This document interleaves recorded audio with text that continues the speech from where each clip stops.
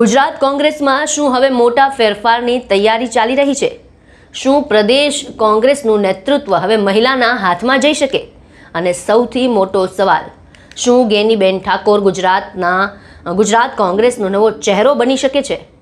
હાલમાં જ ગુજરાતમાં યોજાયેલી સ્થાનિક સ્વરાજની ચૂંટણીમાં કોંગ્રેસને મોટો ઝટકો લાગ્યો છે. અનેક વિસ્તારમાં કોંગ્રેસનું પ્રદર્શન નબળું રહ્યું અને આ હાર પછી પ્રદેશ કોંગ્રેસ પ્રમુખ અમિત ચાવડા સામે સવાલ ઉઠવા લાગ્યા. પાર્ટીના અંદરના વર્તુળોમાં ચર્ચા ચાલી રહી છે કે સંગઠનને મજબૂત બનાવવા માટે હવે કોંગ્રેસ હાઈકમાન્ડ નવા ચહેરા પર દાવ લગાવી શકે છે.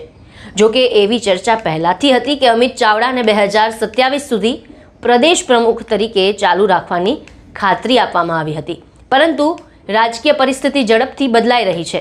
કોંગ્રેસમાં એવી પણ ચર્ચા થઈ રહી છે કે અમિત ચાવડાને પ્રદેશ પ્રમુખનો હોદ્દો તો મળ્યો, પરંતુ પોતાની ટીમ બનાવવાની અને સંગઠન રચવાની સંપૂર્ણ સત્તા તેમને આપવામાં આવી નહોતી, જેના કારણે તેઓ ઈચ્છે તે રીતે સંગઠનને ગતિ આપી શક્યા નહીં.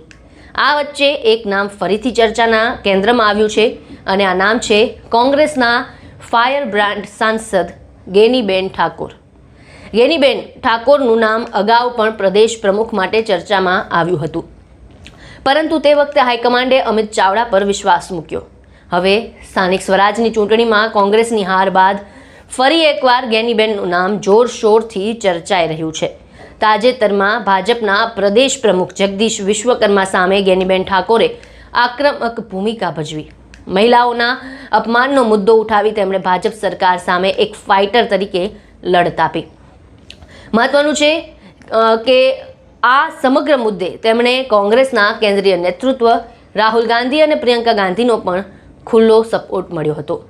રાજકીય વિશ્લેષકો માને છે કે કોંગ્રેસ હવે ગુજરાતમાં આક્રમક અને લડાયક ચહેરાની શોધમાં છે અને ગેનીબેન ઠાકોર એ પ્રકારનું નેતૃત્વ આપી શકે છે. ઠાકોર સમાજમાં ગેનીબેનની મજબૂત પકડ માનવામાં આવે છે. ઉત્તર ગુજરાતમાં તેમનો પ્રભાવ પણ સ્પષ્ટ જોવા મળે છે. સાથે જ મહિલા નેતા હોવાના કારણે કોંગ્રેસ મહિલાઓને વધુ સક્રિય બનાવવા માટે પણ તેમણે આગળ લાવી શકે છે. કોંગ્રેસમાં લાંબા સમયથી મહિલાઓને ટોચના નેતૃત્વમાં પૂરતું પ્રતિનિધિત્વ મળતું નથી તેવી ફરિયાદો વચ્ચે જો ગેનીબેનને પ્રદેશ પ્રમુખ બનાવવામાં આવે તો એક મોટો રાજકીય સંદેશ બની શકે છે. અને સૌથી મહત્વની વાત, ગુજરાતમાં ભાજપ લોકસભાની તમામ 26 બેઠક જીતવામાં સફળ રહ્યું નહોતું. કોંગ્રેસ માટે એકમાત્ર આશાનું કિરણ બન્યા હતા ગેનીબેન ઠાકોર અને બનાસકાંઠા બેઠક પરથી તેમની જીતે કોંગ્રેસમાં નવી ઉર્જા ફૂંકી હતી. હવે સવાલ એ છે કે શું કોંગ્રેસ હાઈકમાન્ડ ગુજરાતમાં નવા પ્રયોગ માટે તૈયાર છે? શું અમિત ચાવડાની જગ્યાએ ગેનીબેન ઠાકોરને કમાન સોંપાશે કે પછી હાલનું નેતૃત્વ જ યથાવત રહેશે?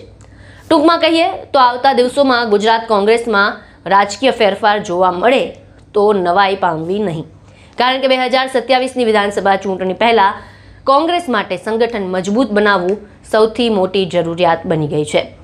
આ મુદ્દે આપના શું અભિપ્રાય છે? શું ગેનીબેન ઠાકોર ગુજરાત કોંગ્રેસ માટે ગેમ ચેન્જર સાબિત થઈ શકે? અમને કોમેન્ટ બોક્સમાં આપનું મંતવ્ય જણાવો અને તમામ ન્યૂઝ અપડેટ માટે અમારી સાથે જોડાયેલા રહો.